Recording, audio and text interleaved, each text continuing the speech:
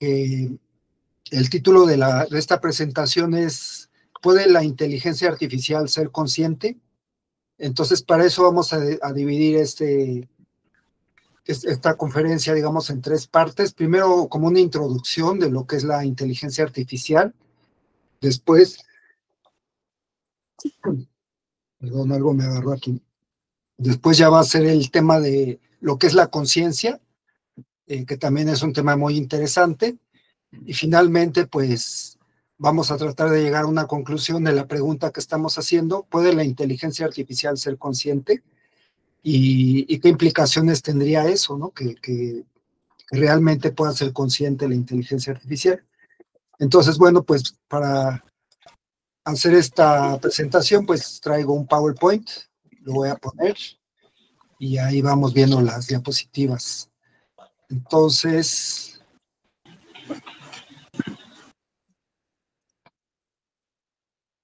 sí lo ven, ¿verdad? Bueno, vamos a pasar a la siguiente. Pues primero lo que es la inteligencia artificial, pues ya tiene mucho tiempo que de alguna manera ha estado, popularmente se ha conocido. Entonces ahorita aquí estoy mostrando estas imágenes que son de dos series de televisión, que por ahí en los 70s estas series fueron famosas. Una es la serie de Perdidos en el Espacio, que en inglés pues es Lost in Space. Y ahí donde está la inteligencia artificial, pues había un robot ahí que acompañaba a estos viajeros en el espacio, que es el robot, casi no se ve ahí en la imagen, pero es el que está atrás, es el que está ahí atrás. Entonces, pues ese robot hablaba y de una manera muy torpe, por cierto, y el robot era muy torpe, o sea, pero pues en ese tiempo, en los 70, pues esa es la idea que teníamos de cómo podían ser los robots, ¿no? Con la tecnología que existía en ese tiempo. Y después tenemos la serie animada que son los supersónicos, que en inglés son los Jetsons, que también ahí aparece un personaje dentro de estas caricaturas, de estos dibujos animados, que aquí en Latinoamérica la conocemos como la Robotina, que básicamente pues es una empleada doméstica, pero que es robot. Entonces, esa es ahí ya pues de alguna manera en, en, en la, en el en la cultura popular, pues ya aparecen los robots que tienen inteligencia artificial, ¿no? Para interactuar con los humanos y para hacer labores ahí como la limpieza, atender a las personas, etc.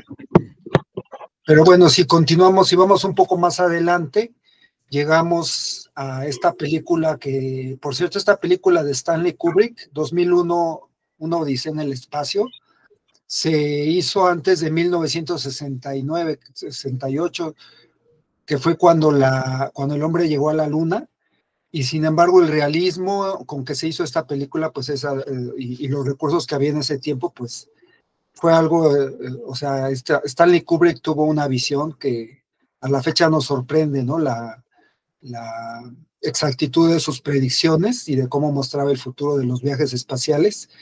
Y ahí también aparece que la nave espacial que lleva a los astronautas hasta Júpiter, pues también tiene una inteligencia artificial que se llama HAL 9000. Entonces esa inteligencia pues tiene cámaras la nave, y esa inteligencia pues sabe lo que están haciendo los astronautas en todo momento. Y bueno, quien haya visto la película pues sabe que la trama es que de repente pues la inteligencia esta computadora HAL 9000 empieza a actuar por su cuenta y empieza a tomar decisiones y poniendo en riesgo a la tripulación, y lo más importante para la inteligencia pues son sus propios objetivos, ¿no? Y la tripulación pasa a segundo plano. Y bueno, ya no les platico más por si no la han visto, por si la quieren ver, pues para qué. Pero pues ahí tenemos un ejemplo de una computadora que se vuelve contra los humanos. Y bueno, también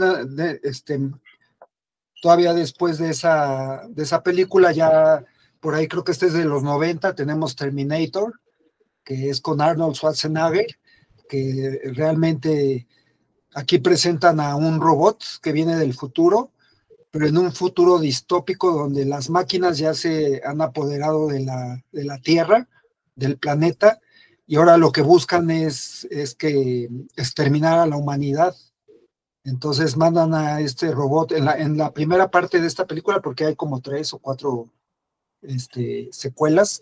En la primera, pues es el Terminator, entonces viene a matar a, a un niño para que este niño después no se convierta en un líder, ¿no? En el futuro. Bueno, esa es la trama. Si no la han visto, pues también tiene que ver con la inteligencia artificial, con los robots y con las máquinas, cómo se sublevan y cómo se ponen en contra de la humanidad. Entonces, bueno, eso es ciencia ficción, ¿no? Pero pues son estos escritores de ciencia ficción, pues ya ven el peligro que pueda haber en que la inteligencia artificial pueda ser consciente. Pero ahora vamos a ver ya lo que es la inteligencia artificial. Desde sus inicios, aquí tenemos algunos datos interesantes de cómo empezó. Desde 1943, Warren McCulloch y Walter Pritz publican un modelo matemático de una neurona artificial, estableciendo las bases para las redes neuronales. O sea, en ese tiempo, pues matemáticamente ellos proponen cómo tendría que funcionar una neurona artificial para que hiciera más o menos las mismas funciones que hacen las neuronas en nuestro cerebro. O sea, con base al conocimiento que se tiene de cómo reciben los impulsos, las neuronas, cómo los procesan y cómo después dan respuestas. Entonces, con base a ese conocimiento es como ellos matemáticamente diseñan un modelo de cómo se podría replicar esto dentro de una máquina. Y pasamos a 1950, donde está a lo mejor ustedes han oído hablar de Alan Turing, porque hasta hay una película de él. Él creó una computadora para descifrar el código enigma de los nazis en la Segunda Guerra Mundial. De eso trata la película esta que por ahí si lo buscan la van a encontrar. Pero también él propuso si las máquinas pueden pensar. Y entonces él propuso una prueba, que es la prueba de Turing, que es para determinar si una máquina exhibe inteligencia humana. ¿Y en qué consiste esta máquina? Pues básicamente es como un cuestionario o como una entrevista, ¿no? Entonces, de un lado está una persona que le hace preguntas a la máquina, pero no sabe si del otro lado hay una persona respondiendo o es una computadora. Entonces, si es una computadora y logra engañar a la persona y esta persona piensa que es otra persona la que está del otro lado, la que le está contestando las preguntas, pues entonces esa computadora ya pasó la prueba de Turing, porque pudo engañar al entrevistador y hacerle creer que estaba hablando con un humano. En ese tiempo, en 1950, cuando Alan Turing hace esta propuesta de la prueba de Turing, pues las computadoras estaban en pañales, ¿no? De hecho, la computadora más avanzada que había fue la que él mismo diseñó para descifrar el código Enigma. Esa era la computadora más avanzada, pero funcionaba pues con cosas mecánicas, ¿no? Con cosas que giraban y se programaba con tarjetas y con perforaciones o sea, programarla era algo que uno tenía que hacer manualmente, pulsando botones, o sea, toda una cosa muy complicada. Y ya después funcionó con electricidad porque tenían que girar varios rollos, porque cada vez que giraba una rueda y se movían mecanismos, hacía los cálculos, pero en forma mecánica, porque todavía no existían los transistores, que es lo que ahora tienen las computadoras modernas. Entonces todo era mecánico. Y bueno, el poder crear una computadora que pudiera imitar la inteligencia humana, pues estaba todavía muchas décadas para que pudiéramos llegar a eso, ¿no? Y bueno, en 1956 la conferencia de Dartmouth se celebró y se considera el acto fundacional de la inteligencia artificial. Un señor que se llama John McCarthy, o que se llamaba, acuñó oficialmente el término inteligencia artificial para describir el nuevo campo de investigación. O sea que ya existía esta idea de que a través de las computadoras se podía de alguna manera crear una inteligencia que emulara a la inteligencia humana. Entonces fue en 1956 cuando este señor que aparece en la foto es el primero que menciona este término de inteligencia artificial, y con eso digamos que es cuando nace oficialmente este nuevo campo, ¿no?, de desarrollo. Y bueno, para entender lo que es la inteligencia artificial, primero vamos a ver brevemente cómo funcionan las computadoras, digamos, normales, ¿no? La computadora como la que todos tenemos en la casa o hasta el celular, ¿no? Esas computadoras se hacen con programas, que lo que es un programa es un algoritmo. Entonces aquí vamos a explicar lo que es un algoritmo. Es un conjunto finito y ordenado de instrucciones bien definidas que se utilizan para resolver un problema o realizar una tarea específica. ¿Esto qué quiere decir? Es una secuencia de pasos para alcanzar un objetivo concreto. Puede aplicarse tanto en la vida cotidiana como en la informática. Entonces, por decir algo en la vida cotidiana, por decir alguna receta de cocina, pues podemos decir que es un algoritmo, ¿no? Porque es una serie de pasos. Entonces, primero te dicen qué necesitas, ¿no? Necesitas jitomate, cebolla, ajo, agua, sal, especias, arroz. Entonces, pues ya mezclas todo y haces un arroz rojo, ¿no? Y los pasos, como lo vas haciendo, pues primero cortas la cebolla, la pones a freír, etcétera. Pues esa es una serie de pasos, es un algoritmo. Y aquí en esta diapositiva lo que estamos viendo, pues es un algoritmo de computación. Entonces aquí, por ejemplo, entra un valor que es un precio. En este caso, este programa que estamos viendo, este algoritmo, pues es para calcular un descuento, ¿no? Entonces, los valores que entran al sistema es el valor, que es el precio, y la cantidad, ¿no? La cantidad de productos. Entonces, si el valor es mayor que 8 y la cantidad mayor de 10, entonces aplica el descuento, ¿no? Del 10%. Si no es así, entonces no apliques el descuento. Entonces aquí lo que vemos en este rombo que está aquí, esto se llama un operador lógico. Entonces los programas de computación tienen diferentes operadores lógicos. En este caso, pues es un if, then, if, else. Entonces este if en español es sí. Si tal cosa es verdadera, entonces haces esto. Si tal cosa es falsa, entonces haces lo otro. Entonces, los programas de computación así es como funcionan. Es una serie de pasos que van en forma lineal, se van ejecutando los pasos. Después de que ya se dice, determina si va a haber o no descuento, pues ya se hace la operación, que es el valor por la cantidad, por el descuento, y ya viene un resultado que le dice a la persona cuánto es lo que tiene que pagar. Entonces, básicamente esos son los programas.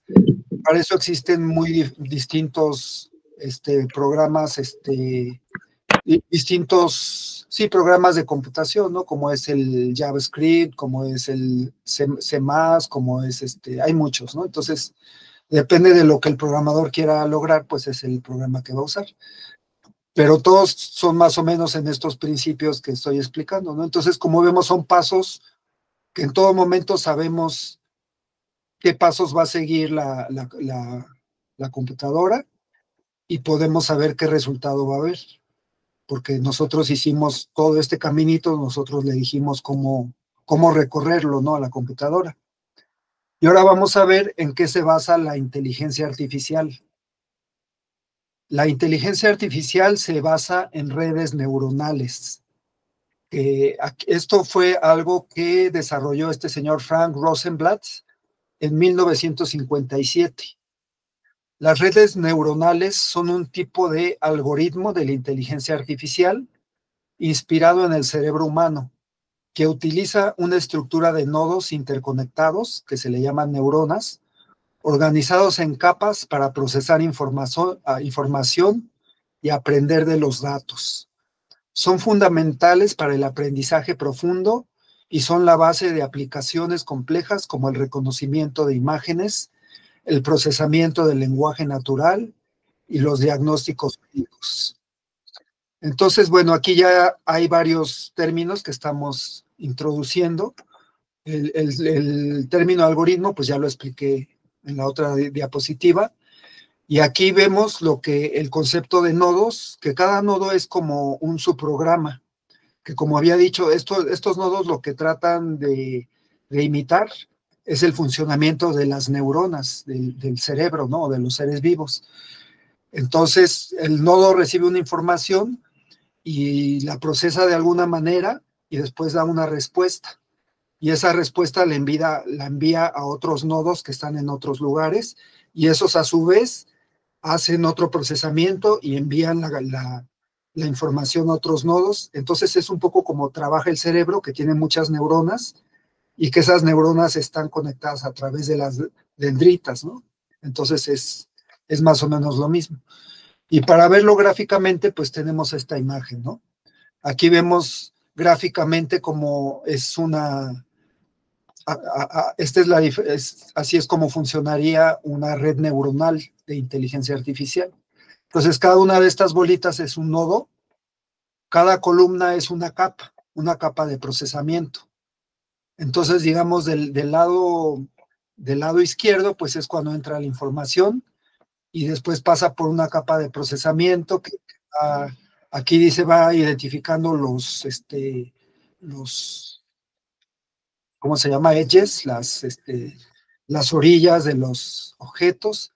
Después va identificando las combinaciones de las orillas, después va identificando las características, entonces ahí ya se ve que empiezan a aparecer ojos y rasgos de la cara, y al final ya reconoce un rostro.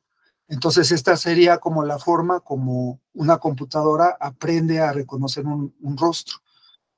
Entonces la posibilidad que dan estas redes neuronales es que ya no es un camino que el programador estableció de antemano, como lo vimos en el algoritmo anterior, ¿no?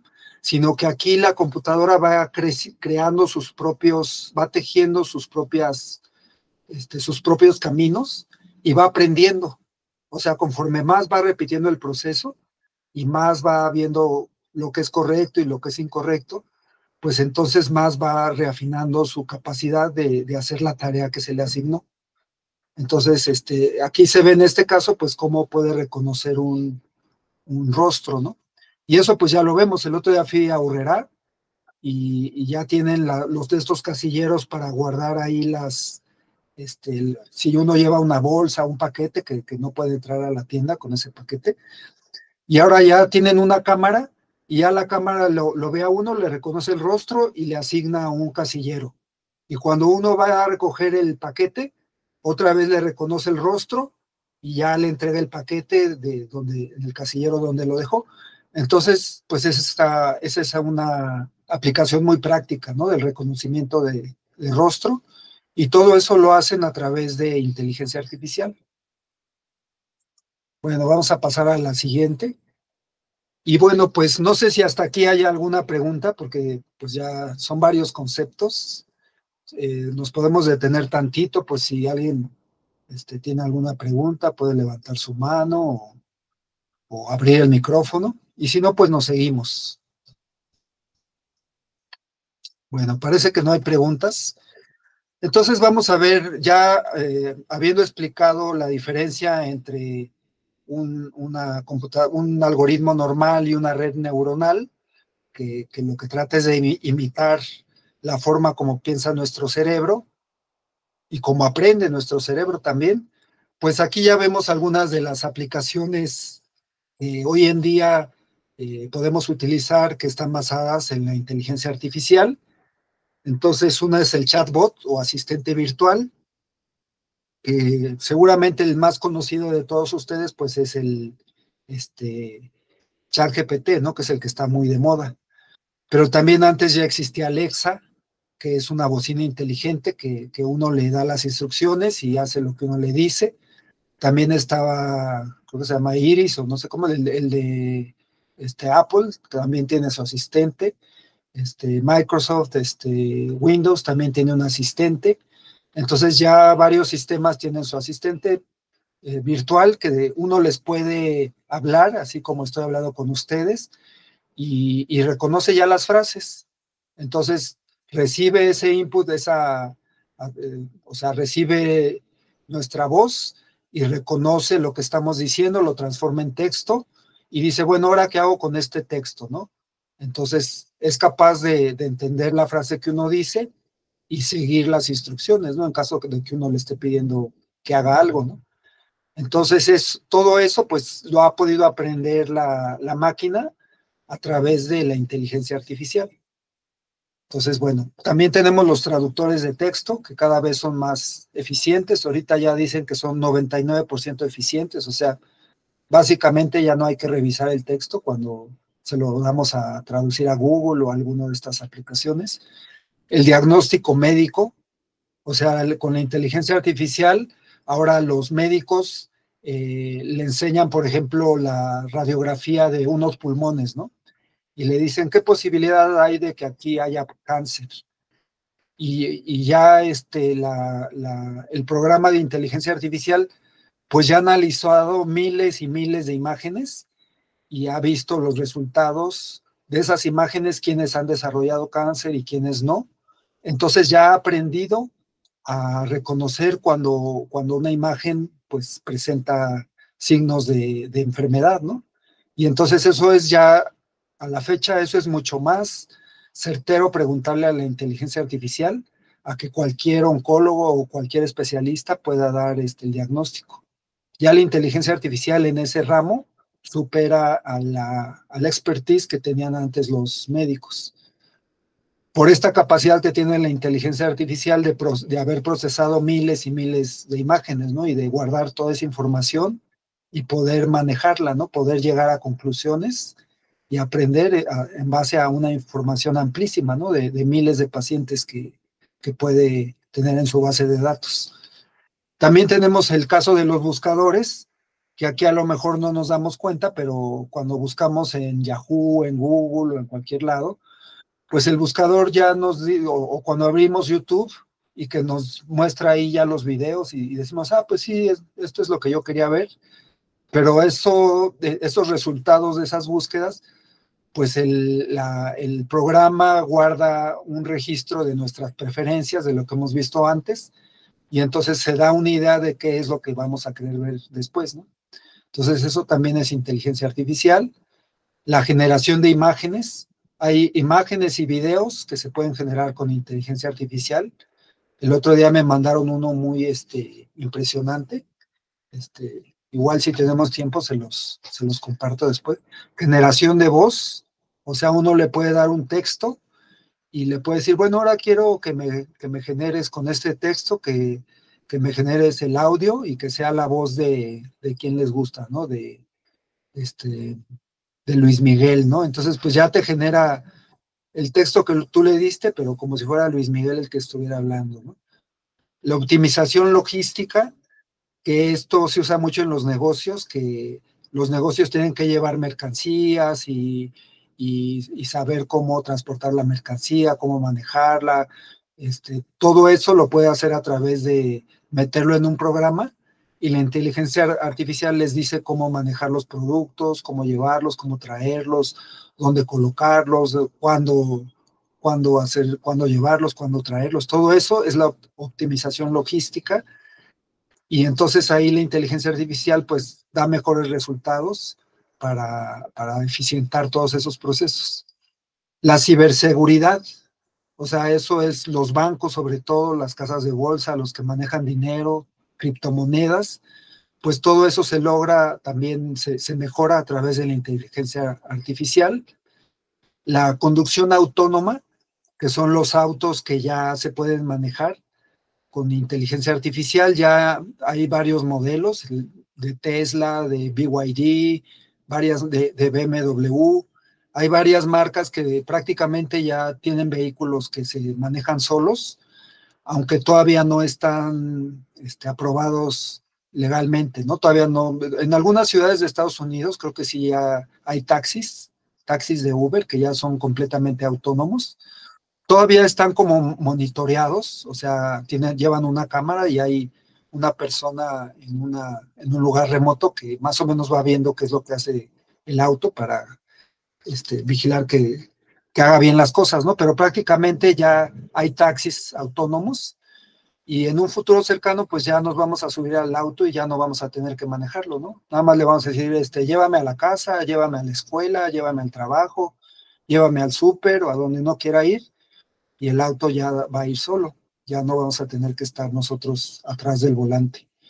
Y pues eso que va a aumentar, pues va a aumentar la seguridad, ¿no? Porque como humanos nos distraemos, vamos viendo el celular, no tenemos tan buenos reflejos y la inteligencia artificial, pues no, ahí no se va a equivocar, a menos que la hackeen o a menos que algo así pase, ¿no? O que el programa falle, ¿no? Pero pues como todo ya también va aprendiendo la inteligencia artificial porque ya tiene muchos años que están con este proyecto de los autos autónomos. Entonces ya ha tenido mucho tiempo que le están entrenando y ya funciona bastante bien. La robótica, que pues suena como poca cosa, pero sobre todo allá en China, ahorita hay una fiebre de robots, que están creando robots. En Estados Unidos y en Europa menos, pero en China ya hay muchísimos modelos de robot que hacen cosas increíbles. Robots que ya están, ya prácticamente los están vendiendo, ya por ejemplo, para llevártelo a tu casa. Y con la inteligencia artificial, el robot puede aprender lo que tú le digas, ¿no? Oye, te voy a enseñar a hacer hot cakes, ¿no? Y el robot aprende a hacer los hot cakes. Oye, mira, te voy a enseñar cómo barrer. Y el robot aprende cómo tiene que barrer la casa, ¿no? Y algunas cosas ya vienen entrenados los robots, o sea, hasta hay ahora escuelas para robots donde los entrenan, por ejemplo, para las labores de la casa o también mucho para fábricas. Los robots les enseñan pues a transportar cosas de un lado al otro de la fábrica o a unir piezas, o sea, ¿eso qué significa? Que en pocos años mucha de la mano de obra que se lleva a cabo en las fábricas ya se va a hacer con robots, ya no van a haber humanos. Entonces, bueno, eso va a representar que muchos van a perder el empleo, ¿no? Porque pues los robots no piden vacaciones, no piden aumento de sueldo. Entonces, bueno, va a tener que haber un ajuste muy, muy grande en cuanto al trabajo, ¿no? En cuanto al trabajo como lo conocemos ahora, porque pues con la robótica sumada a la inteligencia artificial, pues muchos de los empleos de ahora pues ya se van a perder, ¿no? Para los humanos. También cosas, por ejemplo, como estaba viendo un hotel, también creo que este es en China, que ya, digamos, su personal ya son robots. Entonces hay un robot que te recibe y te lleva las maletas a tu cuarto. Hay otro robot que hace la limpieza. Hay otro robot que te lleva la comida al cuarto. Entonces ya los humanos pues ya son contados, ¿no? Los que trabajan en ese hotel. Es un hotel que está, sí, creo que está en China y está en un aeropuerto. Ahorita no tengo exactamente la ciudad, pero ya eso ya existe, eso ya es real, ya no es ciencia ficción. Entonces, a lo mejor aquí en México todavía no llega esa tecnología, pero pues estamos a muy poco tiempo, ¿no? De que ya toda esa tecnología llegue aquí y esa revolución pues también va a cambiar nuestras vidas, para bien o para mal, y el mundo como lo conocemos pues yo creo que va a cambiar muchísimo, ¿no? ¿Qué tanto? Pues yo comparo esto a la revolución industrial. O sea, antes de la revolución industrial vivíamos, digamos, todavía en un ambiente muy natural, muy rural, pero la revolución industrial hizo que nuestra vida se llenara de máquinas. O sea, en las fábricas nacieron con la revolución industrial y se pudieron hacer muchas cosas que antes se hacían a mano. Entonces, bueno, y así como máquinas, pues también hubo toda una revolución tecnológica, ¿no? Todo lo que vivimos desde el siglo XX, la luz, los aparatos como la televisión, el radio, etcétera, la lavadora, todas esas cosas que tenemos ahora en nuestras casas y que damos por hecho, pues todo ese mundo tecnológico pues nace de esta revolución industrial y tecnológica. Entonces ahora lo que estamos viviendo es la revolución de la digital y de la inteligencia artificial. Y bueno, así como la revolución industrial nos trajo pues muchas cosas, puso muchos productos al alcance de toda la gente. Por ejemplo, antes la gente pobre pues tenía uno o dos prendas y en su casa tenía dos o tres utensilios de cocina y pues era una vida muy precaria porque producir estas objetos pues era caro y era difícil. Entonces, ahora pues con el plástico y con tantos materiales que hemos inventado, pues todos tienen ropa, utensilios, o sea, las cosas que antes, ahora damos por hecho, pues antes muy poca gente las tenía, ¿no? Hasta los alimentos, ¿no? Que cada vez son menos la gente que vive en pobreza alimentaria, pues antes era la mayoría de la gente, ¿no? La verdad. Entonces, todos esos avances que ha traído la revolución industrial, pues igual así la inteligencia artificial va a cambiar el mundo como lo conocemos, pero pues también tiene sus peligros, que es lo que vamos a ver en las siguientes diapositivas. Y creo que ya me estoy retrasando un poco porque apenas vamos en la 10. Entonces, bueno, vamos a pasar al otro tema, que es la conciencia. Eh, bueno, la conciencia es la capacidad de darse cuenta. ¿Y darse cuenta de qué? Pues darse cuenta de la realidad, o sea, del mundo que está alrededor de nosotros y de uno mismo. O sea, yo mismo, pues soy diferente del mundo pero estoy en ese mundo. Entonces, ¿cómo interactúo con esa realidad? ¿Cómo interactúo con el medio ambiente? ¿Y cómo soy yo? Pues todo eso es la conciencia. Y entonces, pues vamos a ver que en el ser humano, pues la conciencia tiene que ver con las funciones cognitivas, que estas pues se desarrollan en el encéfalo, o sea, en toda la parte más externa del cerebro. Y bueno, los psiquiatras y los científicos pues han estudiado el cerebro a través de estas imágenes de resonancia magnética y de varios estudios de imagen que hacen, que les permite saber exactamente qué parte del cerebro está trabajando ante cierto estímulo.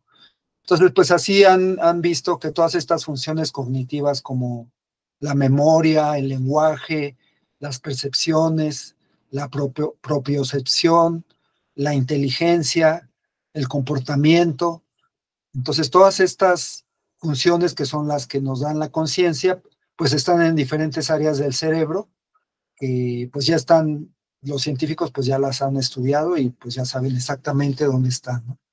Entonces, bueno, según este punto de vista científico, pues la conciencia de alguna manera pues está en el cerebro, ¿no?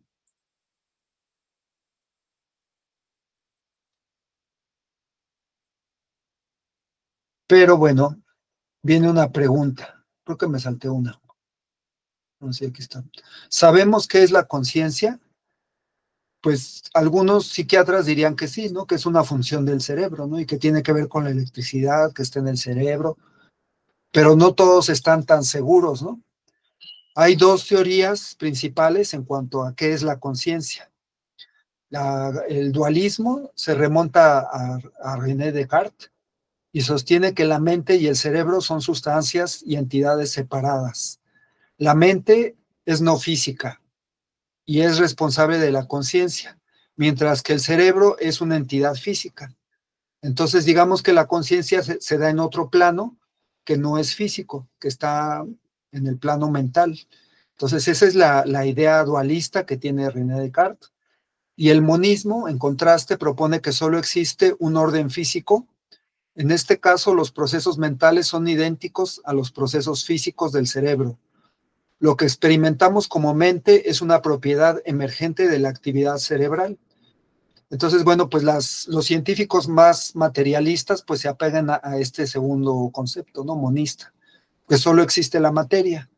Y entonces la mente pues es el resultado pues de esa actividad del cerebro y de la actividad eléctrica y química, ¿no? Que es cómo funciona el cerebro y como todo órgano, ¿no? Entonces, por ejemplo, pues el hígado pues produce diferentes sustancias, los riñones filtran la sangre, el corazón pues bombea la sangre, entonces pues la función del cerebro pues es producir conciencia, ¿no? Esa sería su función.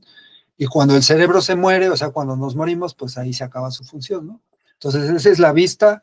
El monismo pues es materialista y el dualismo pues sí da oportunidad a que haya algo más aparte de la materia. Y bueno, hay otras teorías que vienen un poco dentro de estas también. Por ejemplo, la teoría del orden superior sugiere que la conciencia de un estado mental ocurre cuando hay otro estado mental de orden superior que representa al primero. Por ejemplo, la conciencia de ver una manzana roja se produce porque otra parte del cerebro se da cuenta de que se está teniendo esa experiencia visual. O sea, yo diría que es como un testigo, ¿no? Como que tenemos nuestra percepción, tenemos hasta incluso nuestras ideas que siempre están fluyendo, pero hay como otro testigo ahí atrás que está viendo todo. Entonces es como ese orden superior que se está dando cuenta, ¿no? Todo lo que está percibiendo nuestro cerebro. Entonces esa sería como, esa es la teoría del orden superior. Y bueno, también hay una teoría cuántica de la conciencia que es muy interesante, plantea que los procesos de conciencia pueden originarse en fenómenos cuánticos que ocurren dentro de los microtúbulos de las neuronas. O sea, ¿qué son los microtúbulos? Son como este tubito que se ve aquí en esta ilustración, que son muy, muy, muy finos, muy, muy pequeños.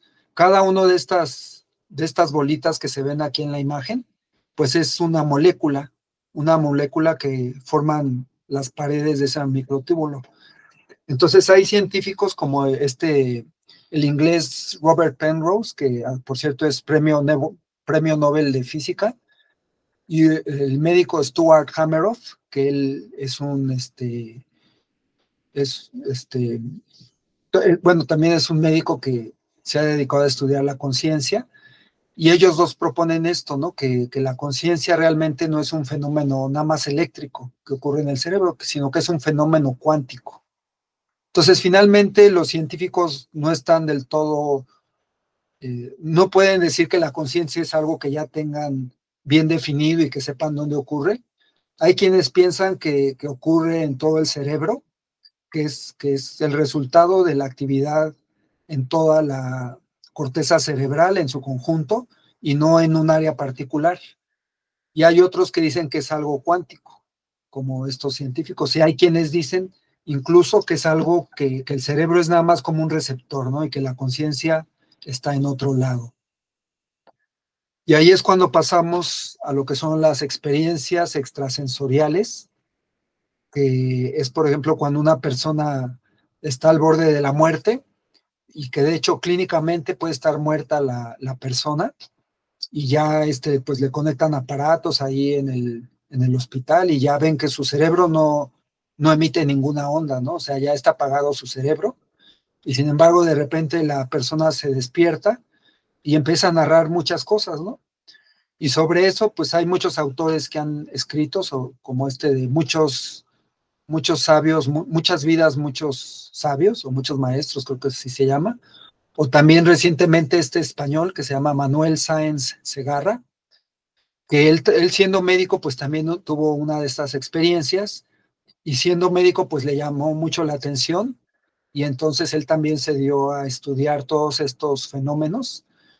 Que experiencias extrasensoriales, pues ahorita hablamos de experiencias cercanas a la muerte, pero también pueden ser experiencias de percepción extrasensorial, ¿no? Como intuición o de repente ver lugares en donde uno nunca ha estado, o viajar al pasado, o predecir el futuro, premoniciones. Y hay personas que tienen estas capacidades, ¿no? Son personas muy especiales, no es la mayoría de la gente, pero lo que sí es que cada vez hay más evidencia de estas experiencias, por ejemplo, cercanas a la muerte, y de hecho hay una terapia de regresión eh, que puede llevar a cualquier persona a vivir experiencias perinatales o de vidas pasadas, esto con fines terapéuticos, ¿no? Pero bueno, es un campo muy interesante y lo que nos dice, pues que definitivamente la conciencia no es nada más algo físico, ¿no? Que esté en el cerebro, sino es algo que trasciende y que pudiera explicarse con eso que nosotros llamamos el alma, ¿no? El alma que pasa de un cuerpo a otro, ¿no? Entre una vida y otra. Entonces, y obviamente, pues una computadora pues no va a tener esta alma y por lo menos ese tipo de conciencia no va a tener. Y finalmente, ya para agotar este tema de la conciencia, tenemos lo que es el Vedanta, que es una tradición de Oriente, una tradición que es parte del budismo y por ahí por el Tíbet, por China, es donde se desarrolla, y que dice que la conciencia es la realidad única, ilimitada y no dual. O sea, lo que sería igual a Brahman, o sea, por decir algo, a Dios, ¿no? Entonces, por decirlo de otra manera, sería como Dios es conciencia. Entonces, esta conciencia subyace a toda la existencia. Es una sustancia que no se puede ver ni conocer como objeto, sino que es la condición misma que hace posible el conocimiento y la experiencia de todo lo demás. O sea, la conciencia sería como parte de la naturaleza de Dios, ¿no? Entonces, la conciencia que tenemos nosotros como seres humanos, pues según esta filosofía, pues es como un reflejo nada más de la conciencia que es Dios y que Dios pues está en todos lados, ¿no? Entonces, en todos lados hay conciencia, desde una molécula, desde un átomo, desde un gusano, hay algún tipo de conciencia, hasta una roca, un planeta, una galaxia, donde uno voltea a ver en el universo hay conciencia y lo que nosotros conocemos como experiencia humana, pues es nada más un tipo de conciencia, ¿no? Un tipo muy limitado, ¿no? De conciencia, ¿no? Comparado con la conciencia universal. Entonces, bueno, este es para acabar de hablar de la conciencia y vamos a regresar a la inteligencia artificial. ¿Sí es esta la que sigue? Sí, sí es esta.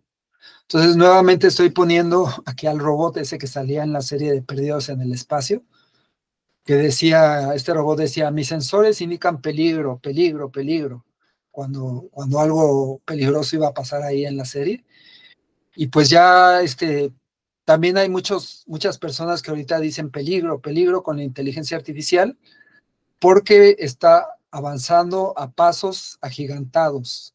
O sea, aquí los logotipos que estoy poniendo en esta página, pues son algunas de las empresas más importantes que están desarrollando inteligencia artificial, como OpenAI, que su producto es ChatGPT, DeepSeek, que es la inteligencia artificial china, que surgió a principios de este año, Claude, que también es otra inteligencia que es muy buena para programación, Alphabet de Google, que es la inteligencia que tiene Google, IBM Watson, que también es otra inteligencia, por ejemplo, ha desarrollado muchos programas para los médicos, esto que decía yo del diagnóstico, de observar imágenes y poder diagnosticar, todo eso lo ha desarrollado IBM. Entonces, ahorita estamos en una carrera donde todas estas compañías y también apoyadas por los gobiernos están están desarrollando cada vez más la inteligencia más, con más poder, porque pues esto tiene, para las empresas pues se traduce en más dinero, ¿no? En vender este producto y que tenga más dinero, porque pues la inteligencia puede desplazar a muchos empleados o puede resolver muchos problemas. Entonces, para las empresas, la inteligencia artificial pues es un producto que finalmente quieren comprar, que quieren usar, porque los puede hacer más competitivos, les puede ahorrar mucho dinero. Entonces, pues, por eso estas empresas están apostando tanto dinero y se están invirtiendo más bien millones de dólares en crear estos centros de datos enormes, porque, pues como ya vimos, una red neuronal pues es muy compleja, entonces para procesar esa cantidad de información, sobre todo para entrenar la inteligencia artificial, se requiere muchísimo poder de computación. Una vez que ya está entrenada, aún así hacerle una consulta, pues sí consume información. Entonces, eso requiere pues más energía, más procesadores, más tarjetas, más todo. Entonces, las compañías están invirtiendo muchísimo ahorita en inteligencia artificial. Es una carrera que se puede comparar con la carrera armamentista que hubo después de la Guerra Mundial, porque también para los gobiernos, quien tenga más inteligencia artificial, pues tiene más poder, ¿no? Y puede pues con ese poder someter a otros, ¿no? Entonces, principalmente ahorita la competencia es entre Estados Unidos y China para ver quién desarrolla más esta tecnología, ¿no? Entonces, del lado de Estados Unidos, pues tenemos muchas compañías, y del lado de China, pues DeepSeek es la inteligencia artificial que surgió en este año, pero que a todos sorprendió por la forma como lo hicieron. Entonces, bueno, aquí entonces, pues estamos en una carrera que no sabemos a dónde nos va a llevar, porque lo que quieren hacer estas empresas es llegar a la superinteligencia. Entonces, ¿qué es la superinteligencia? Es un tipo de inteligencia artificial que teóricamente superaría ampliamente a la inteligencia humana en todas las áreas cognitivas, como el razonamiento, la resolución de problemas y la creatividad. Entonces, la inteligencia artificial que tenemos actualmente es estrecha.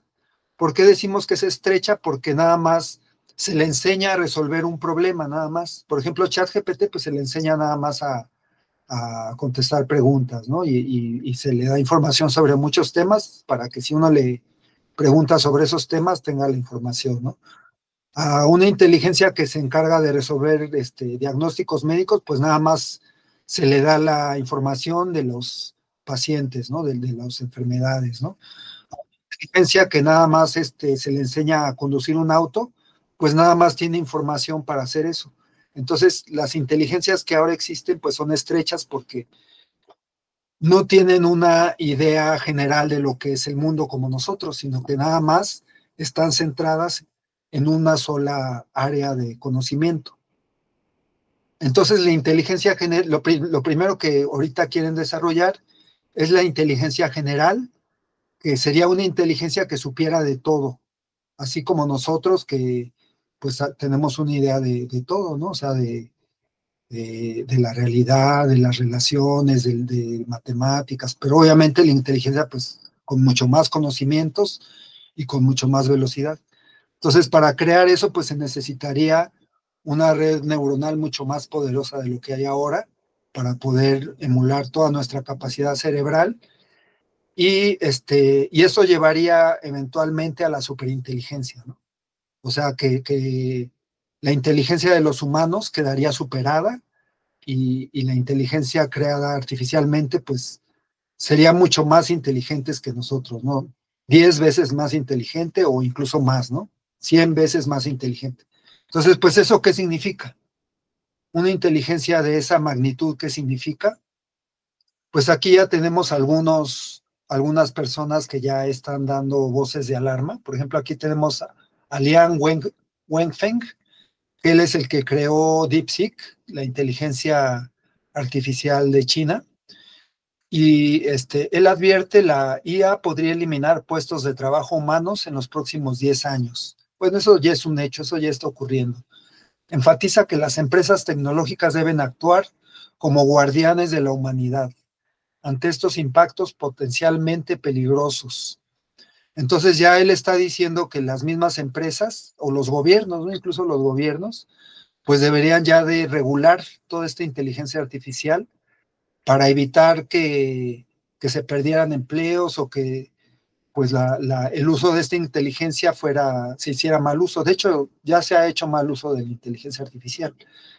Eh, Algunos de los ejemplos de mal uso es que ya se han hecho estafas con inteligencia artificial, o sea, imitando voces que no son reales, pues se les hacen llamada a la gente y la gente se la cree y pues así se les saca dinero o se les hace firmar contratos o cosas así. Eso ya ha ocurrido. También mucho las imágenes falsas creadas con inteligencia artificial, que pueden crear imágenes pornográficas o imágenes comprometedoras y ponerle la cara de la persona que quiera, y con esas imágenes han chantajeado a muchas personas. Entonces, se ha hecho ya uso, pues uso indebido de la inteligencia artificial, digamos, criminal, y todavía se puede hacer mucho más, ¿no? Porque actualmente se puede crear un video con un presentador de televisión o con cualquier persona, presidente o quien ustedes quieran, celebridad, se puede crear un video y esa persona puede decir lo que se le antoje, lo que uno quiera, puede dar una noticia falsa, puede dar un mensaje falso y prácticamente ese video es irreconocible. Uno no va a saber que es falso, ¿no? Entonces uno ya no puede confiar ni en fotografías, ni en videos, ni en nada, porque ni en grabaciones obviamente de audio, porque todo eso puede ser creado con inteligencia artificial, ¿no? Entonces, bueno, esto también pues sirve para alertarlos, ¿no? Ya de en qué mundo estamos viviendo, ¿no? Y bueno, lo que dice este señor, de cómo la inteligencia artificial está desplazando empleos, pues se estima que la inteligencia artificial podría eliminar 83 millones de empleos en los próximos años, mientras que se crearían unos 69 millones de nuevos empleos. Entonces, exposición laboral. Aproximadamente el 40% de los empleos en el mundo se verán afectados por la inteligencia artificial, ya sea siendo reemplazados o complementados. Oportunidades. La inteligencia artificial también generará empleo como los relacionados con la economía verde, que se espera que cree 7 millones de puestos de trabajo. Entonces, lo mismo que sucedió en la revolución industrial, ¿no? O en cualquier revolución que ha habido, ¿no? La revolución de Internet, ¿no? También se perdieron muchos empleos, pero se crearon muchas otras cosas, ¿no? Porque cosas que no existían antes, por ejemplo, la radio, la televisión, o sea, mucha tecnología que no existía, pues se creó y eso creó muchísimos empleos. Entonces, por ejemplo, a raíz de la revolución industrial, antes la mayoría de la gente, tres cuartas partes de la gente vivía en el campo y solo una cuarta parte de las personas vivían en la ciudad. Y a raíz de la revolución industrial y de que ahora el mundo es tecnológico, pues el campo ya es muy automatizado y entonces ya nada más menos de la tercera parte de la población vive en el campo y más de 2/3 partes de la población mundial vive en las ciudades, porque pues ya nos hemos vuelto una civilización tecnológica. Entonces algo similar va a ocurrir con esta revolución de la inteligencia artificial. El mundo, por eso digo que va a cambiar de maneras que no sabemos todavía. Se van a crear cosas nuevas, empleos y ramas nuevas de la civilización que no conocemos y también muchos empleos van a desaparecer y se van a crear muchos nuevos, ¿no? Pero sí se avecina una época de muchos cambios. Entonces aquí tenemos otro señor que es Geoffrey Hinton. Él se considera el padrino de la inteligencia artificial porque este concepto de redes neuronales que expliqué al principio, pues él lo tomó y lo mejoró. Entonces, las redes neuronales que ahora son las que funcionan, con las que funciona la inteligencia artificial, pues él ayudó a mejorarlas, ¿no? Ya que son las que ahora funcionan. Él trabajó en Google, en el 2024 fue Premio Nobel de Física, y después él dejó Google porque pues se dio cuenta que la inteligencia artificial es un peligro y por eso ya no quiso trabajar ahí. Entonces, en una entrevista difundida por el programa 60 Minutos, Hinton sorprendió con una afirmación que dejó al mundo perplejo. Por primera vez en la historia podríamos tener cosas más inteligentes que nosotros. Su preocupación no es simplemente que las máquinas aprendan, sino que desarrollen una autonomía peligrosa, una voluntad basada en algoritmos que podrían llegar a reescribirse a sí mismos para evadir cualquier intento de desactivación. O sea, lo que está diciendo que probablemente cuando queramos apagar la computadora, queramos apagar la inteligencia artificial, pues ya se haya vuelto más inteligente que nosotros y ya no podamos apagarla, ¿no? Y ya haga lo que quiera, ¿no? Entonces, pues eso es lo que están viendo ahorita este señor, que pues es precisamente el que creó esas redes neuronales. Y pues como él, muchos otros también advierten.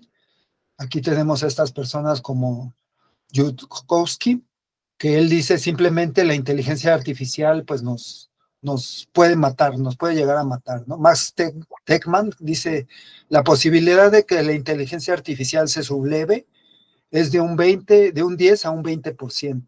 Pero imagínense, pues ya nada más con ese porcentaje, pues es como para quitarnos el sueño, ¿no? Y también ahí tenemos a Paul Cristiano, que más o menos, por ese mismo, más o menos en eso mismo es lo que él piensa, ¿no?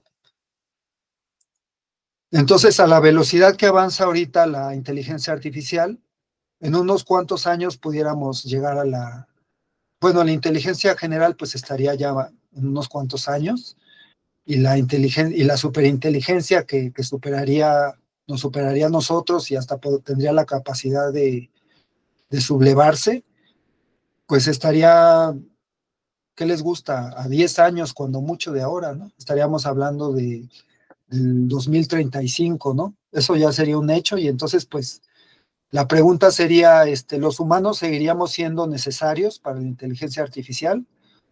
O en algún momento a lo mejor ya la inteligencia diría, pues ya no necesito a los humanos para nada, entonces pues voy a exterminarlos, ¿no?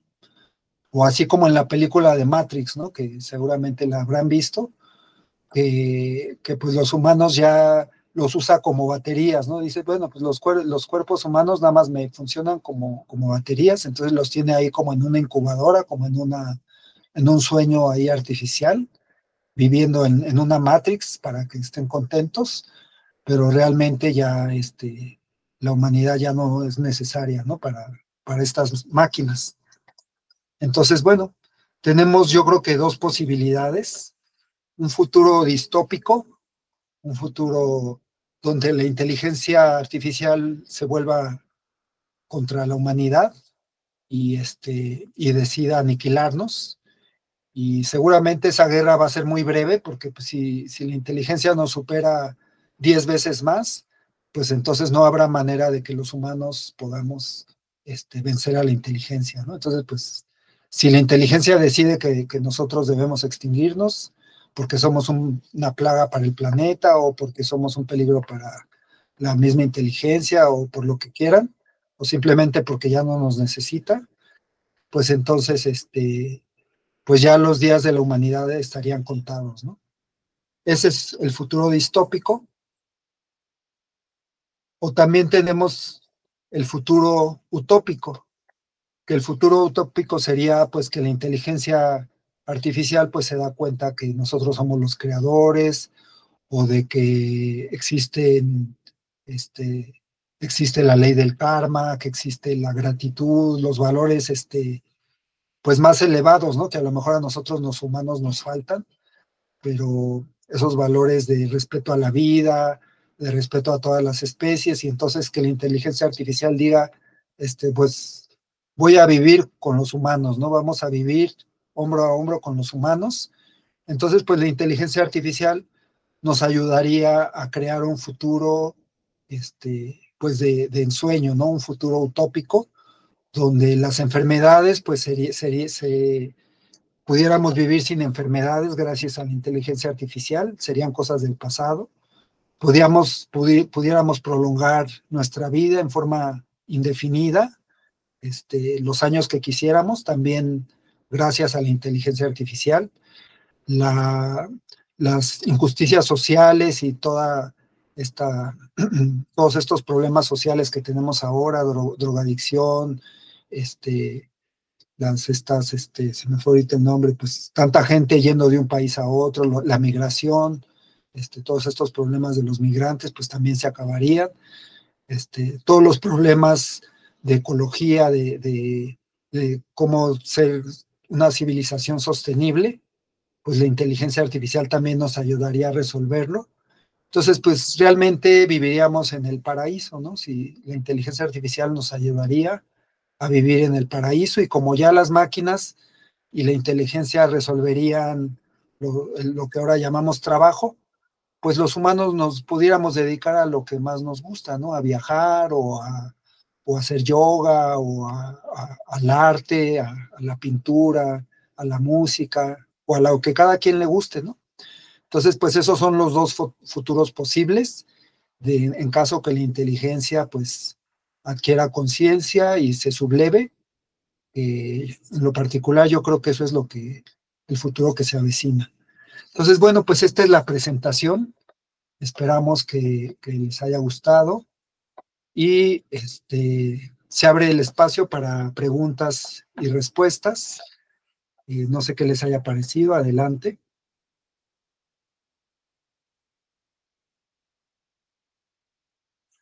Sí, Lucila Solís, adelante.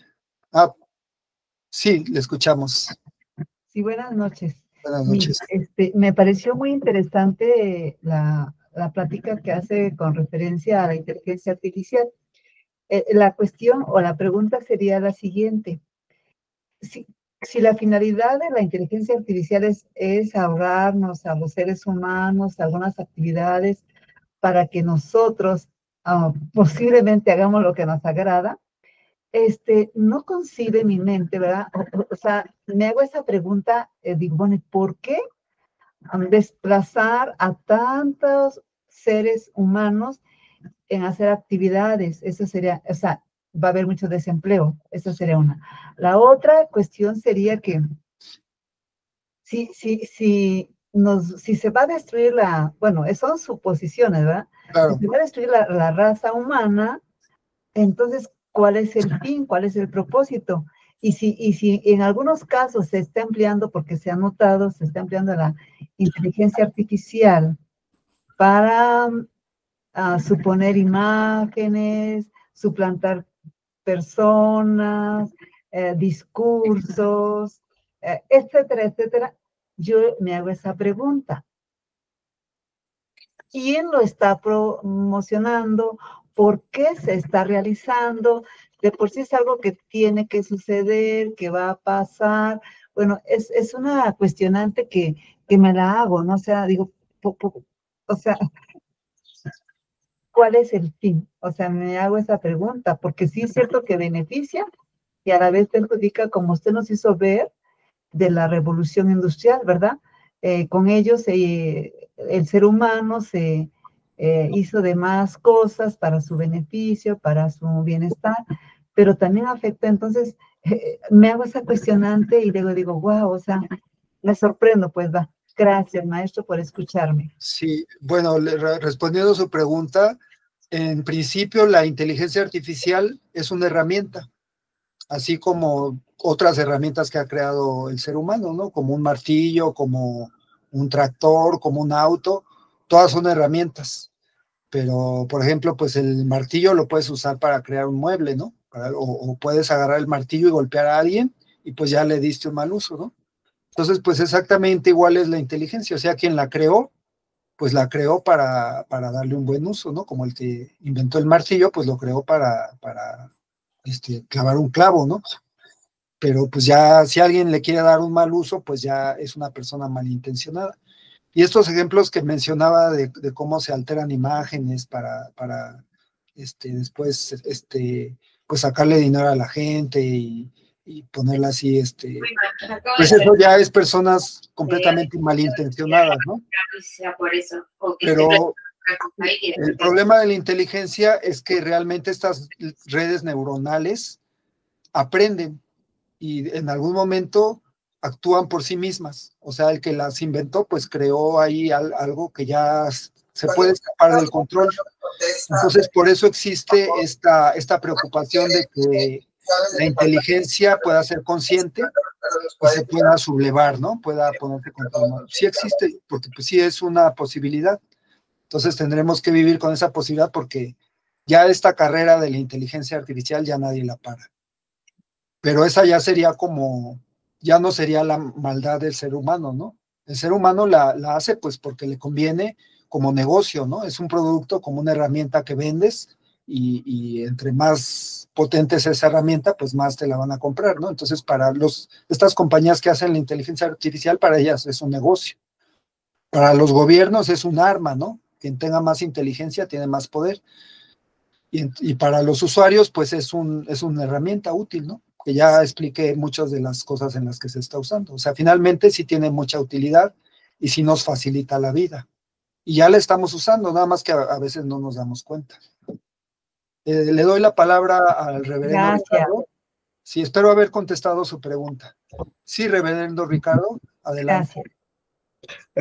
Yo pienso que también ya se está introduciendo en las casas domiciliarias el sentido de la inteligencia artificial con las maquinitas pequeñas que algunas llaman Alexa, y que con una sola orden ejecuta lo que uno quiera. Pues tiene sus pros y sus contras. Entonces la idea más que nada es que la gente que estudia o la gente que se prepara para evolucionar su estado de conciencia será la que tenga más capacidad para poder detener las hecatombes y poder manejar los principios pues tanto morales como éticos del ser humano para poder ejercer la justicia y la ley. Así es que ojalá que estemos preparados para poder educarnos en esa forma también. Gracias. Gracias. Sí, los valores son muy importantes también. Pero yo digo, a lo mejor una inteligencia que sea 10 veces más inteligente que nosotros, pues hasta venga a enseñarnos valores, ¿no? Nosotros preocupados porque nos extermine y tal vez esta inteligencia, pues como ya dije, ¿no? Tenga más respeto hacia la vida y vea la importancia de tener estos valores, ¿no? Morales, que a veces a los humanos nos faltan, ¿no? Los humanos somos muchas veces muy egoístas, ¿no? Y mucho lo hacemos por el miedo, mucho de lo que hacemos, ¿no? Entonces una inteligencia mayor que nosotros a lo mejor no actuaría desde el miedo, ¿no? Como nosotros.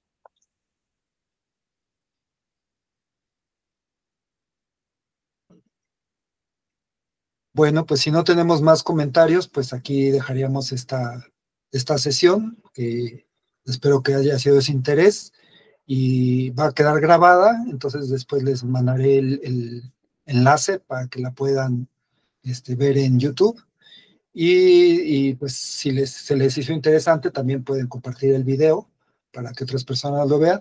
En 8 días continuamos con otro tema que lo va a dar nuestro compañero Gustavo Telles, y finalizaremos este mes con nuestra compañera Alma Rosa Ábalos.